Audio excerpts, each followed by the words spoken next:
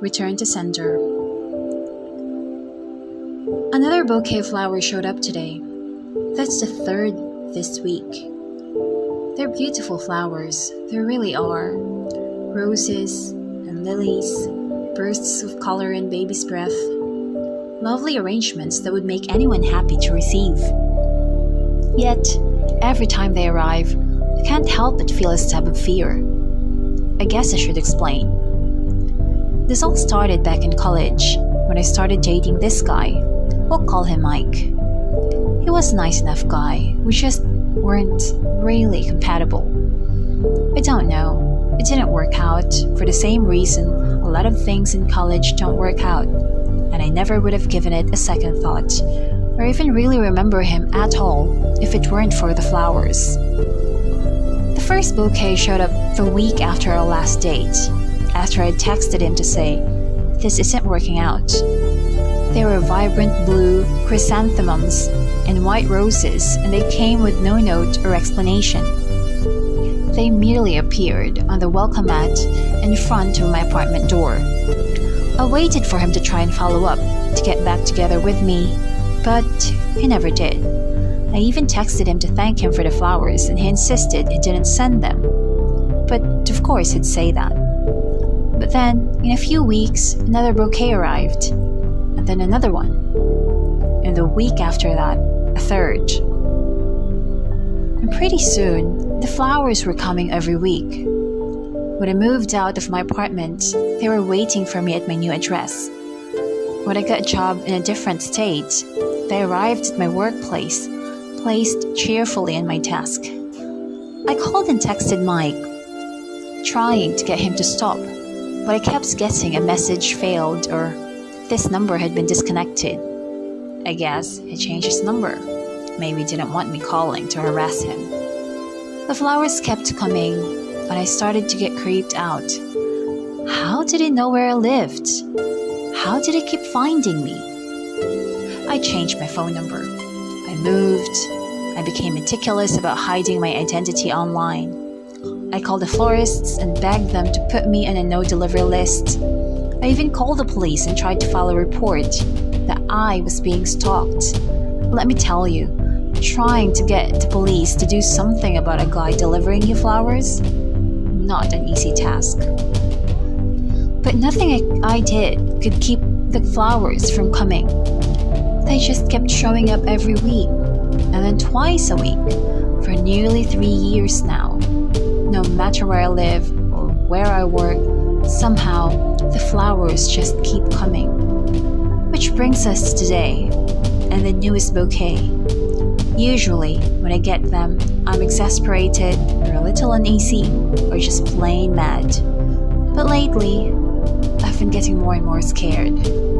Because I was on Facebook the other day, prowling through friends of friends and old classmates, snooping around the way you do when you've had a couple of drinks in a free evening. And I found Mike's Facebook page. It was covered in messages of mourning and memorial, because Mike's been dead for nearly 3 years.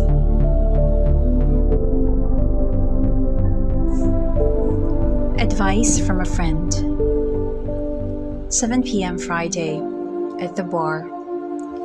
"One little drink won't hurt," said Kylie, sealing her fate and condemning herself to the worst night of her life. 10 p.m. Friday, in the car of a stranger. "I think you passed my street." She was very sure, in fact, that her street had been passed. She'd been looking for it in between the waves of nausea and had seen the sign. She had some doubt, after all. Her vision was swimming in and out, so she wasn't sure she had read it correctly. But then again, she had been rather close to it, her head being pressed to the window the way it was. "Hey, sir? Did you hear me? I think you passed my..." But then she was interrupted by his large hand, smacking her hard across the face. Kylie hadn't noticed in the bar, with all those people standing around, just how big this guy was. She might not have accepted his offer of a ride if she had noticed. She sat back in her seat in stunned silence, unable to process what was happening. 10:26 p.m. Driving further into nowhere. Where are you taking me?" she asked after marshalling up her courage. She was rewarded with another smack, harder than the first. Before she could think of how to talk her way out of the situation or to escape, her entire world had faded to black. Perhaps because of the harsh slap or the drugs she'd been unwittingly fighting off all night. She'd never know. When she woke up again, she'd be unable to remember the ride at all. 1 a.m. Saturday, waking up chained to a bed. Hello? Kylie called out softly. Her head was spinning, and she didn't know where she was. Even the thought of sitting up made her want to be sick. She knew she wasn't home, but she couldn't think of anywhere else she could possibly be. Unless... She'd been having a terrible dream about being abducted, but that couldn't be true, could it? The last thing she could clearly recall, she'd been supposed to meet up with a friend at a bar. Everything after that was hazy. Surely, if she wasn't in her own bed, she must be in someone else's. A friend, or worse, she'd gotten a little tipsy and was at the home of a one-night stand. In either case, someone would be around. Hello? She called again, a little louder. Hello, someone responded this time. There were too many things about that one word for her to process in the state she was in. It was a deep male voice, and it was warm, welcoming. It was also not coming from beside her in the bed, but from the other side of what sounded like a rather large room. Kylie tried to open her eyes, not sure why she hadn't started with that. Then she realized they had been open. Everything was just dark. Who are you? She asked, trying to sound braver than she felt. A friend. 3:30 a.m. Talking to a friend. I wish I could see you. Her friend had taught her a lot. In a couple hours they had known one another. They had bonded. Dire situations have a way of forcing people who might ordinarily have nothing in common to become the best of allies when facing an enemy. At the end of the day, friendships were all about survival, and Kylie's new friend had taught her a lot about surviving in her new prison. He'd been there for her when she had been sick and when she had first discovered a chain around her ankle. He'd calmed her down and answered her questions to the best of his ability. He told her about their situation. There is one man and one woman. He wasn't sure what their relationship was. He'd thought once that they were brother and sister, what with them looking alike, but he'd seen them do things to one another that no sibling should be doing. The man hit harder, but the woman kept person longer, which was crueler in its own way. As Kyla listened to him describe in only the faintest detail the sorts of things he'd seen in his time there, she felt like being sick all over again, and once or twice she had been. She was scared.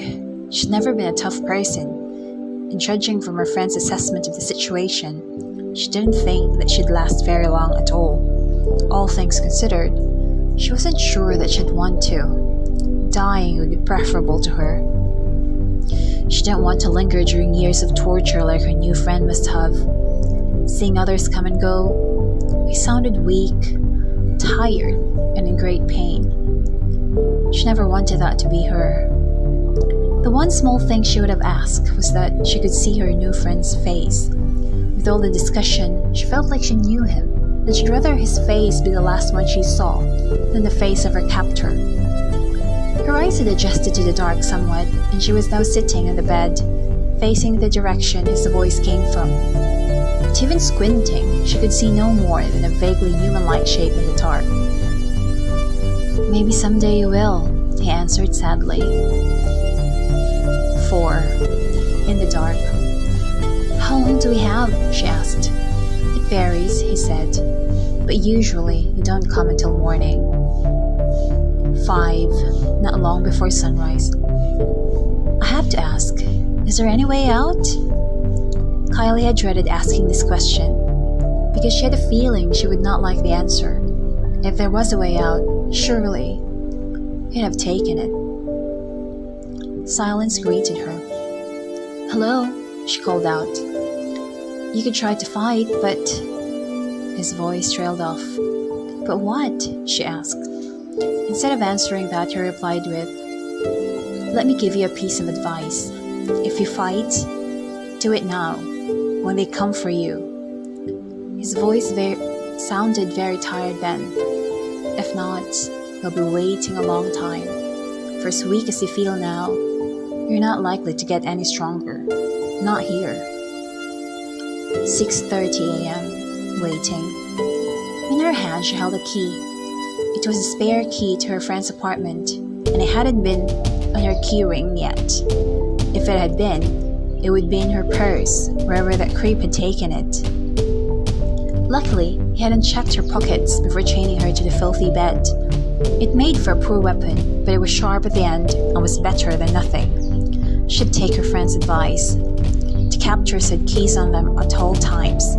If she could bring him down, she'd be free. If she could at least hurt him, he'd probably kill her quickly, out of rage. Maybe. That was the best she could hope for. She'd make her move now, and go for the eyes. She laid on her side, pretending to be asleep, waiting for the footsteps to get closer. She tensed as she felt his weight in the bed. But then she lunged. 6:47 a.m. Laying in blood. "Kylie," said a voice. She was too tired to answer. The voice came back, louder and more persistent. "Kylie, you need to get up. You need to unchain yourself. It's now or never.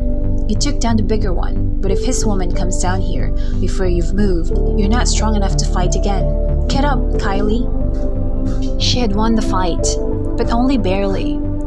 The initial shock and the blood loss from losing the first eye had been enough to weaken him, but that was only a relative term. He'd still been strong enough to beat her, bloody, which she had continued to do until his last breath, even as she had been stabbing away at him with her sad little key. "I'm sorry," she whispered. "I can't." She had tried to tell him. She wasn't a good fighter. She wasn't strong. She let the blackness take her again. 11 a.m. Standing behind her new friend. Coming to, she'd been relieved. The woman hadn't found her yet. She thought there would still be time to unlock the two of them and escape together. He hadn't spoken to her though, not since the sun had risen. She stood behind the other bed, looking at the shape under it.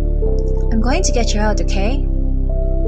She pulled the sheet back from the form and screamed. She jumped away from the frail body with its discolored, pale flesh, causing the lifeless head to fall to one side. She watched with horror as his eyeball fell out and rolled across the floor. She rushed up the stairs, more eager than ever to be home. It wasn't just that her friend was dead. It was that he had obviously been dead for a long time. Myriad Boardwalk. As I walked down the familiar venue of Myriad Boardwalk, I realized that this shoreline amusement park is different from it once was. I remember the bright, rich colors of the tents, as vibrant displays of red and white. Colorful flags always flapped in the cool ocean air. At its prime, this popular retreat hosted locals and travelers nearly every weekend since its opening in the summer months of 1945. Now, with its dwindling number of guests and lack of ambiance, the Myriad is quite literally dead. I continue forward, only passing a few others every now and then. None of them look familiar. Today is unlike most. The sky is gray and spotted with shadowy clouds that block the sunshine, rather than welcoming it onto the beach. Most of the concession stands and games are closed. Only a few offer a moment's amusement for a hefty price and a high chance of failure. To be quite honest, it is sad. The staff that now patrols the boardwalk reeks of oil and the sick stench of bitterness. The rides are useless in their mechanics. Nobody rides them anymore. With the passing times, the Ferris wheel became the symbol of amusement parks across the globe. At the Myriad, it is a symbol of a faded era. When I was a little girl, I loved Myriad. As a small girl bouncing around in a yellow sundress, I went from stand to stand and begged the cheerful men to slip me a free treat. The first stop in my routine, Myriad Run, was the cotton candy stand. The man who operated the machine, Pops, as I called him, always patted my bouncy curls and handed me a large swirl of pink cotton. I would thank him in my own girlish way and go off to bother someone else. Then I made my way to one of the numerous games. The staff all looked the same in their white sweet jackets lined with red stripes, but that did not stop me from creating personal nicknames for each one. I can remember this place as being grand and filled with life. I sometimes wonder both how and why I end up back here, even when I know the memories I've made had died. Back then, when my parents were young, jubilant, and in love. They took me to Myriad nearly every weekend. My mother always wore high-waisted denim shorts with a polka-dot bikini top. My father, the businessman, wore a stunning brown suit with sleek pinstripes. I would later come to know that my father played a large role in the organized crime ring upon which Myriad was, more or less, founded. When he wasn't placing loving pecks on my mother's rosy cheeks, he was usually somewhere inconspicuous with his colleagues. Too young to thoroughly enjoy most of the rides at Myriad, my parents were sure to take me on the giant Ferris wheel. If we happened to get conveniently stuck at the very top, I squealed with delight. Then, against the setting sun, my parents would share a loving kiss that always made me feel as if I was the luckiest girl in the world. I knew heaven had to be real because the Myriad boardwalk was nothing short of paradise. Even though the ocean was only a few feet away from the boardwalk, I cannot say that I spent much time in the water. Sure, in the hotter days, my parents and I would splash around in the cool water, but most of the fun occurred on the boardwalk itself. It was something that had become a part of me. The Myriad was a part of my life, and when I wasn't dancing down the boardwalk in my yellow dress, it didn't feel like myself. I haven't since. It has been a good number of years since I have been back on these very same sandy planks. And like I previously mentioned, nothing's quite the same. It is depressing, really, to see such a vital part of my childhood eroded away by time. Still wandering around, I spot off in the distance a couple holding hands and strolling down the shoreline. They look familiar to me, but I cannot see their faces. From behind, the couple seems old, but their love is still obvious as they share warm smiles and hands. I quicken my pace to have a better view, as I finally recognize who they are. My breath hitches in my throat. I start to jog, thinking that the faster I reach them, the better of a reunion it will be. It warms my heart to see their faces again. I reach out to them to place a hand on the older woman's shoulder. Before I touch her, the woman stops and looks back at me. She studies me for a second as I say, "Mama?" She turns away. My father asks her what's wrong. Her brow furrows and she says, I thought I felt something, but it was nothing." They continue their stroll down the beach. I jump to grab my father, to beg him to stop and turn around, but my hand grabs air. Some time ago, I strayed too far from my parents' watchful eyes. Not because I disobeyed, but because I was a teenager. I thought boys were cute, but my father made boys nervous, so I often wandered off to meet my friends during our routine weekend trips to the boardwalk. My parents were particularly preoccupied with my father's business affairs. He and his colleagues had gone too far in their quest for complete control of the city. It It was around this time that my father had struck up a lucrative deal with the local police in exchange for some exaggerated information about a rival family and a good amount of cash. The police effectively eliminated my father's rivals from the city, killing some and jailing the others. My father and his associates walked away from the deal completely satisfied and with no blood on their hands. The rival family's remaining immature members raged at the news. Suddenly, their fathers, uncles, and friends were behind bars or buried underground. Cash stopped flowing.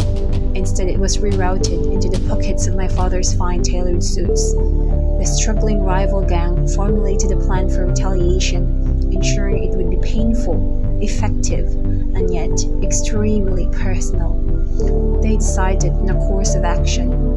When the time was right, they planned to load a car with weaponry and men and drive until my father lay dead in the streets. My father caught wind of this, but chose to ignore it. He scoffed at the idea of such a public retaliation. He refused when my mother persuaded him to alert the authorities. Instead, he insisted my mother and I get into the car for another weekend trip to the ocean. I didn't have the chance to say goodbye.